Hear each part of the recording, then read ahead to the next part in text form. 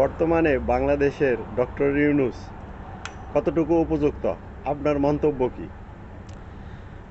অবশ্যই আমি ডাক্তার ইউনূস স্যারের সম্পর্কে বলতে গেলে তো অনেক কথা। সারা বিশ্ব যেখানে তাকে সম্মান করে, উনি একজন নোবেল বিজয়ী সেটা আসলে বলার কোনো আমি প্রয়োজন মনে করি না। তবে উনার মতো একজন দেশপ্রেমিক এবং জনপ্রিয় সারা ওয়ার্ল্ডের ভিতরে আরেকজন পাইবেন কি না আমার মনে হয় আর আমার জানা নাই। আপনারা যদি কেউ যদি থাকে পরে আপনারা বলবেন। তবে আমি মনে করি বর্তমান বাংলাদেশের যে প্রেক্ষাপট 2024 সালের 5ই আগস্টের পরে যেটা সৃষ্টি হয়েছে, এই প্রেক্ষাপটে যদি ডক্টর ইউনূস যদি আমাদের জন্য যদি আগাই না আসতো, বাংলাদেশের জন্য যদি আগাই না আসতো, তাহলে বাংলাদেশ থাকতো কিনা, বাংলাদেশের অবস্থান কী হইতো সেটা আমরা অনুমেয় অবশ্যই। তবে উনি আসাতে আমরা এখনও বাংলাদেশ নামে একটা স্বাধীন দেশ, এখনও বাংলাদেশ একটা লাল সবুজের পতাকার একটা দেশ, এখনও আমরা সুন্দরভাবে দেখতেছি, আমরা দেখতে পাইতেছি। আর বাংলাদেশের মানুষও ডক্টর ইউনূস স্যারের বর্তমান যে শাসন ব্যবস্থা, এই শাসন ব্যবস্থার উপরে যথেষ্ট সন্তুষ্ট, গুটি কয়েক ব্যক্তি ছাড়া। এখন নির্বাচন কি এই মুহূর্তে বাংলাদেশে জরুরি, না একটু পরে হইলেও ভালো হয়? এই বিষয়ে আপনার মন্তব্য কি? আপনারা অবশ্যই দেখতেছেন, বিশেষ করে রমজানের বিষয়টা, এই বছর রমজানের বিষয়টা আপনি যেটা দেখতেছেন, আপনারা দেখছেন, সবার দেশবাসী দেখছে।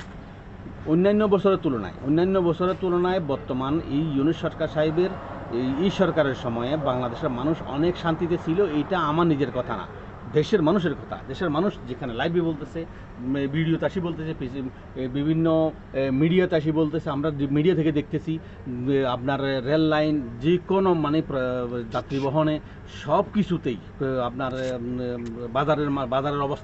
বাজারের অবস্থা সহ সব কিছুতেই ওনাদের যে নিয়ন্ত্রণ, যেভাবে ওনারা নিয়ন্ত্রণ করতেছে বা করতে পেরেছে, অদূর ভবিষ্যতে আরও সহজভাবে, আরও গভীরভাবে ওনারা নিয়ন্ত্রণ করতে পারবে বলে আমি মনে করি। তবে এই মুহূর্তে যদি নির্বাচনের কথা আপনি যেটা বললেন, নির্বাচন যদি এই মুহূর্তে দেওয়া হয়, নির্বাচন দিলে হয়তো একটা নির্বাচিত সরকার আসবে। নির্বাচিত সরকার আসলে তখন নির্বাচিত সরকার কতটুকু কন্ট্রোল করতে পারবে সেটা অবশ্যই আপনাদের অনুমোদনীয়। কিন্তু এখানে বাংলাদেশ স্বাধীন হওয়ার পরের থেকে যতগুলো নির্বাচন হয়েছে, এখানে কোনো না কোনো দলীয় সরকার নির্বাচনে জিতছে।